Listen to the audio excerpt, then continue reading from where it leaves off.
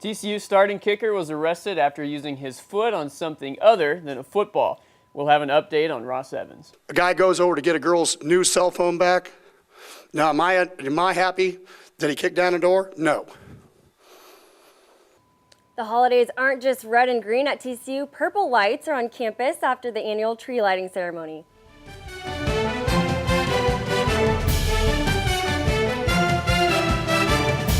From the Schieffer School of Journalism, this is TCU News Now. Hi, and thanks for joining us on TCU News Now. I'm David Stein. And I'm Alex Collins. Santa Claus and his reindeer made their annual appearance at this year's TCU Christmas tree lighting. In celebration of the holidays, there was Christmas music, hot chocolate, and of course, the lighting of the 40-foot Christmas tree in the campus commons. This year's Holidays at TCU shirt can also be ordered for $12. The lights are hung and the tree is decorated, but where did that large tree come from? Chelsea Katz tells us how the tree ends up in the campus commons. Christmas is still weeks away, but TCU is already getting ready for the holiday season. Thanks to funding by the Student Government Association, the annual TCU Christmas tree arrived in the campus commons before Thanksgiving. It reminds us of going home and just being around your family, so it's pretty cool. It's also pretty awesome that it's so big, because you don't have that at home. According to Brad Thompson, the tree is 42 feet tall on average, and it can be put in the same category as trees used in malls and for city celebrations. We actually work with a company out of Dallas that does this kind of stuff for malls and cities all across the country. One student remembers when the tree was more visible to the public and part of the display on the steps of Sadler Hall.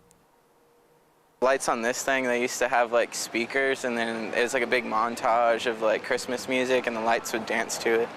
It was really neat. Though, the tree in the Commons now has an interesting story of how it gets from Michigan to campus, including being flown through the air by a crane to be placed in the Commons. It's actually usually cut August, September-ish, and then it's actually dropped into Lake Michigan, where it's basically soaked for a couple months. It's then loaded onto a truck, and then it drives from Michigan all the way down here. And usually every year we get stuck with weather delays because of the time of year. Then it comes here, and then the only way to get it into the Commons is to use a crane. The TCU Christmas tree has been a special tradition for a few years now, both near Sadler Hall and in the Commons. The Christmas tree is a really unique thing that SGA provides back to the university as a gift to the community to celebrate the holiday season. And it's really one of the biggest traditions, I think, at TCU, and probably one of the best times of the year in terms of participation from the students and also just that feeling of school spirit and the holiday tradition. Workers decorated the Christmas tree and around campus during the Thanksgiving break, and the holiday spirit hit its full force during the annual Christmas tree lighting.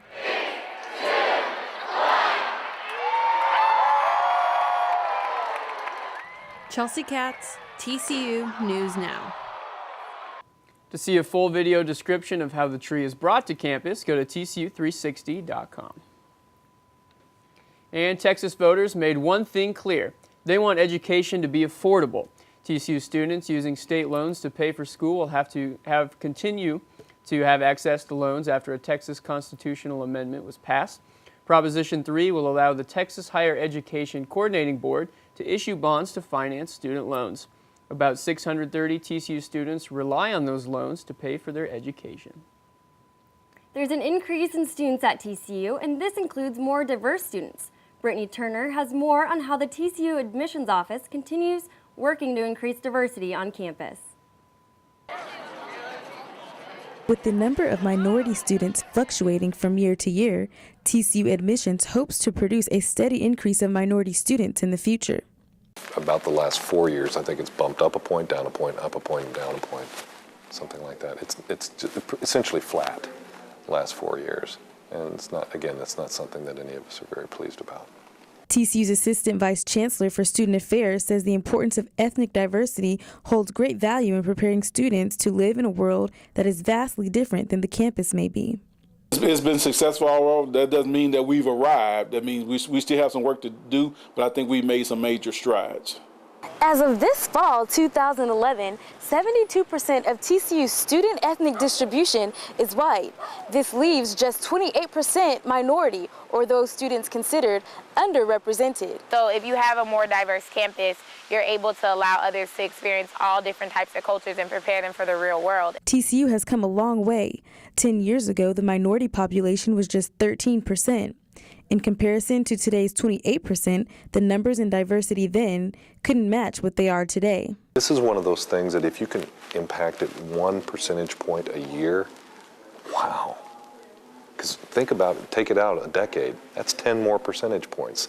Compared to other universities, I wouldn't say TCU is that diverse. I mean, it's improved over the years that I've been here, but there's still a lot of improvement to be made. TCU's Dean of Admissions says his office is working to increase minority enrollment at TCU. He says he not only hopes to see the minority population at TCU increase, but he expects it to. Brittany Turner, TCU News Now. Brown couldn't disclose details about how admissions plans to make the university more diverse, but he did say something will be put in place to give minority student increase a boost again. GPA and SAT scores may prove to just be letters. A new report finds that student success in college has to do more with visiting a school before enrolling. Participating in clubs and other social activities may help students graduate on time. Although graduation rates are up from a decade ago, 56% of students now take 5 years to graduate. Former President of Mexico, Vicente Fox, was on campus to kick off his Forum of World Leaders series. The purpose of the forum is to connect former world leaders with college and high school students to encourage leadership. We'll have more on Vicente's lecture in next week's newscast and online at tcu360.com. And we've heard how the Big 12 will affect sports, but the conference change also affects students in the classroom. Crystal Galvan has more. Sports broadcasting major contains a lab that allows students to produce and direct a sports broadcast. Although most of the technical aspects will remain the same, where the games will be broadcast will change. Go through the contract with the Big 12 and figure out what games we own, what rights we own to which games. And so they're in the process of doing that. Now, once that's all figured out, which I think they already know, then they'll determine where these games will be broadcast. The games will at the very least be aired on GoFrogs.com. Other anticipated changes will be in the crowd size of the games. A bigger crowd means a more entertaining broadcast. Games are bigger and there are more people in the stands, and it's a lot more fun to do. And I think it amps up the adrenaline, not only for me, but for all of the students who are associated in doing the broadcast, whether they're running camera or directing the show or producing the show, whatever. I think the more excitement there is about the game, then obviously the more into it you are, so to speak, when you're doing your job. I think it'll garner more interest in the television broadcasts because of the familiarity with the other teams. And plus the competition will be stiffer with other teams. Currently, the crowds of each of the games sometimes make it difficult to fill the broadcast. We also, audio is one of our biggest things as well. And so we get lots of crowd noise. You would hear the, roar of the crowd. Whereas some other games where we did it maybe against like Air Force or San Diego State, where the crowds maybe were a little less, it's harder to feed off that. You have to try to fill it with other stuff. It's a little more difficult. Playing in more competitive games will give the students in the broadcast more variety and make the games more exciting. Because we're rarely the underdog in the Mountain West, whereas in the Big 12 we'll be the underdog a lot. And so it'll be a lot more entertaining to see that. The rights of each games are being worked out, and where the games will be broadcast will be finalized before the next school year begins. Crystal Galvan, TCU News Now. The men's basketball team gave another example of why playing to the last second is crucial. Senior guard J.R. Cadditt grabbed his own rebound and scored in the final second to give TCU an 81-80 victory over Houston. The victory snapped an 11-game losing streak on the road. The Frogs are now 4-2 for the season. The men won both their home games at home to start off this year's season. And the women's basketball team recovered from a loss to the University of Hartford by beating Fordham University 48-47 on Saturday. Senior point guard Antoinette Thompson made back-to-back free throws with 4 seconds left in the game for the last-second win. Thompson led the team with 11 points, bringing their record to 2-4 for the season. The men's basketball season is underway, and the athletic marketing department implemented a new point system to get more student support at the games. Whitney Gibson has the story about the new system. For the 2011-2012 men's basketball season, having fan support is important to the team's success and performance on the court, a player said.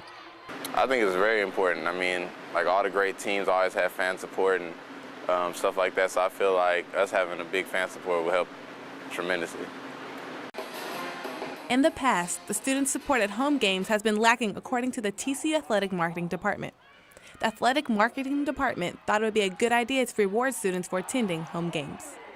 We created a point system because one of the keys for this year with Jim Christian was students, creating a great atmosphere, having our arena be a true home field advantage. The point system started with a couple of students wanting to have that same feeling at basketball games that they had at football games in the student section. Whether you really care about the football games or not, you come for the social aspect of it, and we wanted to try to transition that into the basketball arena some as well. Not only do students want more attendance at games, but players say that having fan support makes a difference and brings more excitement to the game. It's more excitement when the fans are being loud. You know, they help us out. They kind of like the sixth man on the court. To get accounted for the new TCU point system, students have to swipe in their ID card before entering the game. Then students have to wait about 30 minutes before leaving the game, then swipe their card back out. Students can earn 5 points per game attended. Whitney Gibson, TCU News Now. Some of the items students can win are a flat screen TV, a trip to the Mountain West Conference tourney in Las Vegas, and more. We may see a new face on the football field kicking this weekend against UNLV after senior kicker Ross Evans used his foot for something other than the football. Evans was arrested on charges for criminal trespassing after kicking down the door of an apartment complex in Denton. Denton Police Department said Evans was trying to retrieve his girlfriend's friend's stolen cell phone. Head coach Gary Patterson said he still has not decided if he will let Evans play. And that's why he has not kicked and has not been part of this team until today. And to be honest with you, he'll be on the sidelines. I haven't decided yet whether he'll kick at all, to be honest with you. But here's the thing you always got to ask yourself after you gather information. Who actually is threatened by the whole situation? Your football team, if your backup walk-on kicker misses a field goal and you lose the game, or Ross Evans? If he doesn't, it is likely that redshirt freshman Ryan DiNucci will be kicking in Evans' place in TCU's last game of the regular season. TCU will enter the Big 12 next year with more than just a new football stadium. Carter Babb tells us what student athletes can look forward to next fall. TCU football players will have a new home both on and off the field next year. Renovations to the Walsh Complex will feature a new and improved locker room, equipment room, and sports medicine facility. When they talked about moving the weight room to a different location, once they were able to do that, we're able to make that expansion down here and reconfigure this whole downstairs, if you will, area to better fit our needs. Matt Lewis is the Assistant Athletic Director for Equipment Services. He says the new locker room, which will be located in what used to be the weight room, measures up nicely to the Frogs' Big 12 counterparts. We should be very comparable to what Texas and OU will have, which is good. We right now are kind of playing from behind, if you will, in terms of the facility area, but we will actually step up and be in great shape when we make that move to the Big 12 for next year. Players say the upgrades will also help attract top recruits. I think the biggest thing is going to be recruitment. I mean, when guys see this is the best facilities around, I mean, they're going to, want to come here more. The renovations will also include improvements to the sports medicine facility. New technologies such as underwater treadmills will allow athletes to heal faster and more effectively. From a strengthening standpoint, from building up endurance standpoint, gives us something that's a cutting-edge type of modality that we haven't had at the university ever. The cost of the renovations is $5.3 million, which was funded by a donor. The project will start in January and be ready for use in July. The university has done a great job of taking what space we have and working with that. The architects have done a tremendous job in trying to put a lot of punch into what the facility will be able to offer for us. With a new stadium, locker room, weight room, and sports medicine facility, the Frogs are well equipped to continue their winning ways. Carter Babb, TCU News Now. In addition to the football locker room and stadium, a new weight room opened this fall for TCU student athletes. And those student athletes have plenty of resources to help them with athletics and academics. Landon Hoff tells us how the senior football team is performing strong both on and off the field. Thanks, David. Vince Lombardi once said, "The strength of the group is the strength of the leaders." And this year's Horned Frog football team finds itself in a position to win 10 games for the 4th straight season. The success of the team is due in part to the leadership of the senior class, which has reached a milestone itself this season. Great instinct by Tank Carter. The TCU football team's senior class has 45 career wins thus far, which puts them ahead of last year's seniors who won 44 contests in their tenure at TCU. After starting out 3-2 on the year and falling out of the top 25 rankings, the team has found its rhythm and is now 9-2 and ranked 18th in the BCS.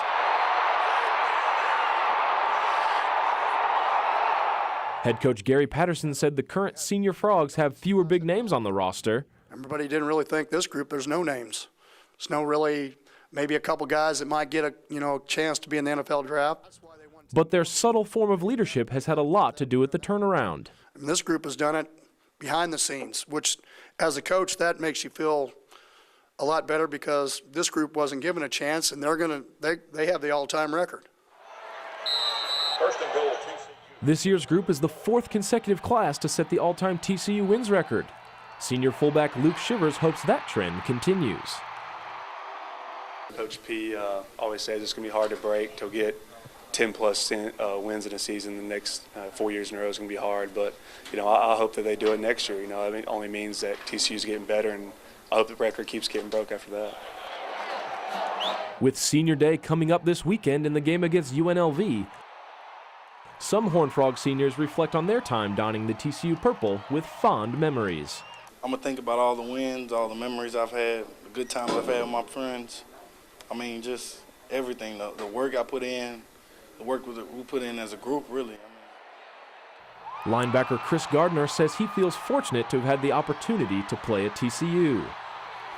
I know a lot of people that went to different schools that didn't get the chances I got. I mean, 2 BCS games, 3 Mountain West titles. I mean, that's really a big thing for us. For Shivers, his college career has gone by quickly. Oh, it's definitely flown by. I remember coming in as a true freshman the first semester here, and it was seems like yesterday. Both players say that taking the field at Amon G. Carter Stadium for the last time on Senior Day will be an emotional experience. It's not actually our last game, but last home game and all that. It'll be just as emotional as all the other Senior Days, I think. Yeah, I mean, it's going to be exciting. We're glad we had a good ride. These seniors have combined for 218 starts in their career and are 22-1 on their home turf. The seniors have a chance to win 47 games if the Frogs come out on top in their bowl game. As a senior myself, I'm really still holding on to hopes for that BCS Bowl. Miami, maybe the Sugar Bowl down in New Orleans. I don't see Houston losing this weekend, David. We'll find out very soon. Hopefully we will. And that's it for this week's TCU's News Now newscast. I'm David Stein. And I'm Alex Collins. For more, check out TCU360.com or Twitter or our Facebook page. We'll see you next week.